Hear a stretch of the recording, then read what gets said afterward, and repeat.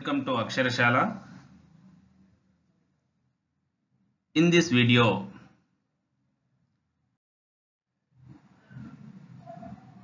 we will see classification and characteristics of memories and sequential memory.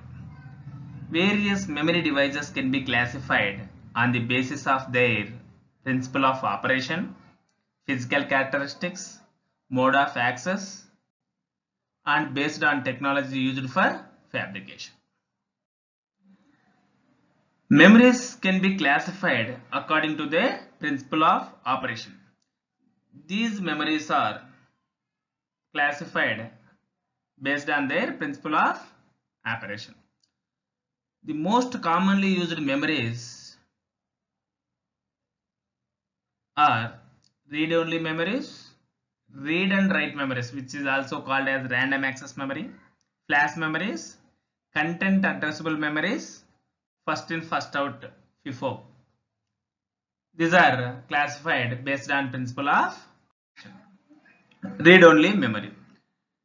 As the name suggests, read-only memory is meant only for reading the information from it. This doesn't mean that information is not written into it, because unless some information is stored into it, there cannot be anything to read from.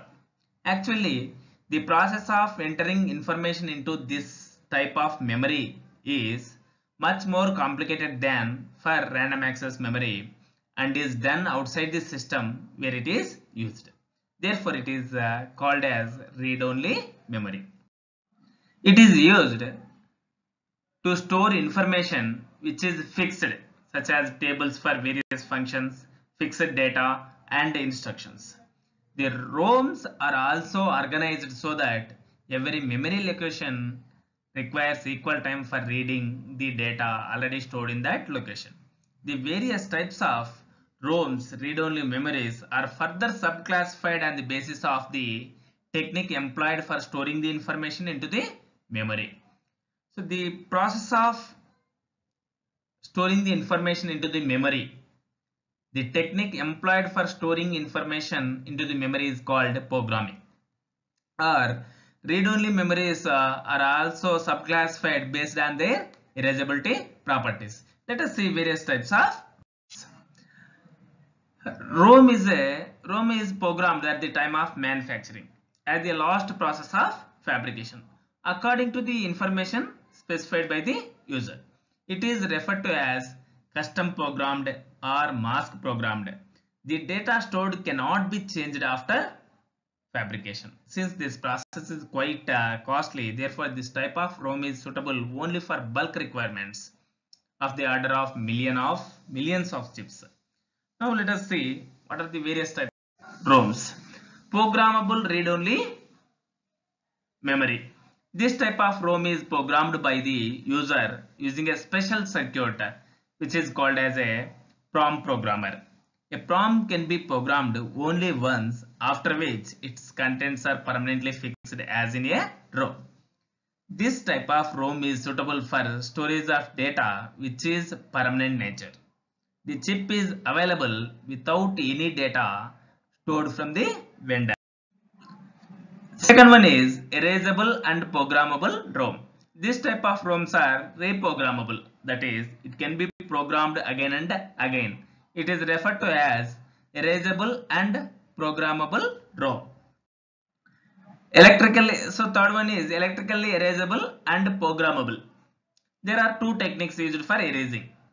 In one technique, the chip is exposed to ultraviolet radiation, and in other technique, the contents are altered electrically.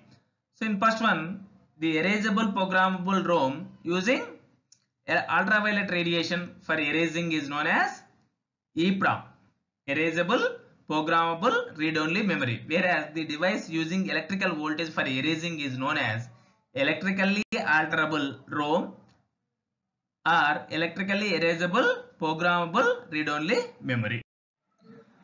Now second one is random access memory. This is also called as read and write memory.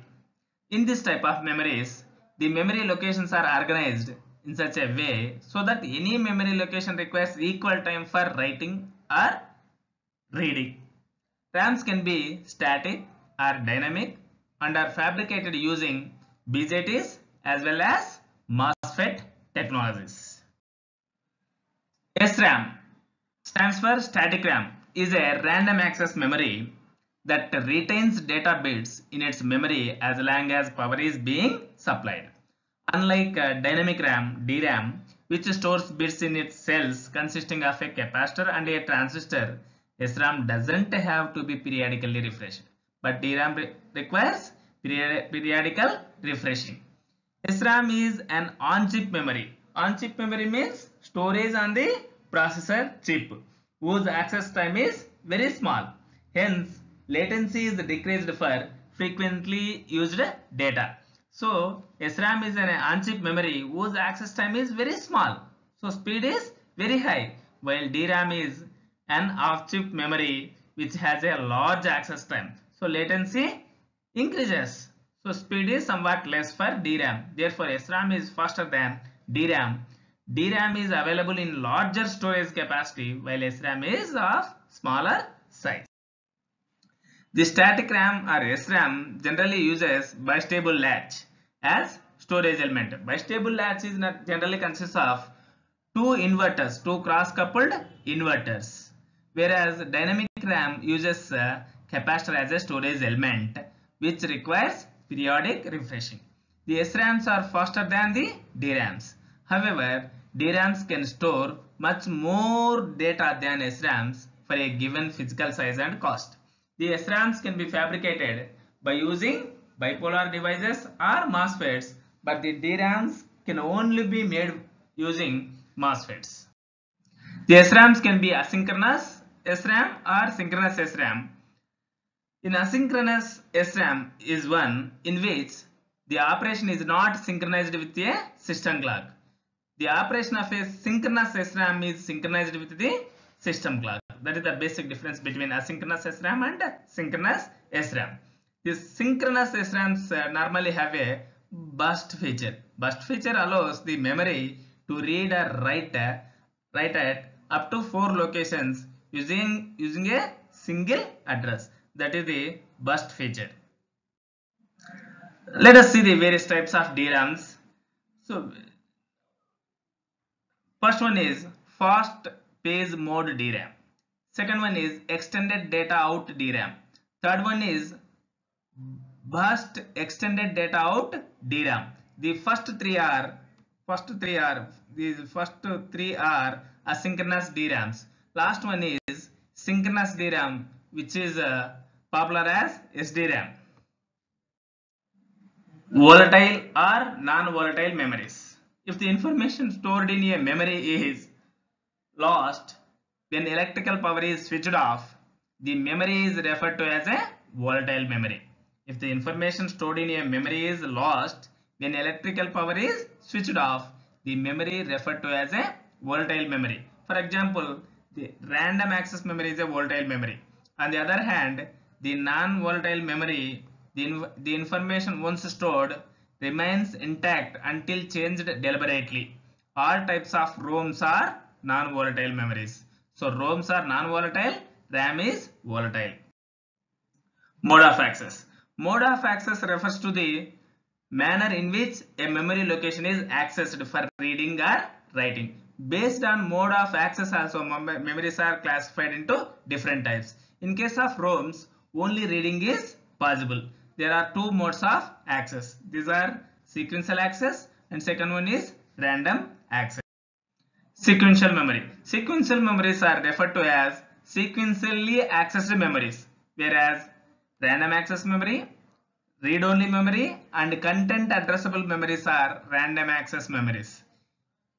In random access memories, any memory location requires equal time for accessing, whereas access time is different for different locations in case of sequentially accessed memory. That is the basic difference between random access memories and sequential access memory. Sequential access memory. In computing, sequential access memory is a class of data storage devices that read stored data in a sequence. This is in contrast to random access memory, where data can be accessed in any order. Sequential access devices are usually a form of magnetic storage or optical storage. Any queries, please contact aksharashala@gmail.com. For further updates, please subscribe to Aksharashala. Thank you.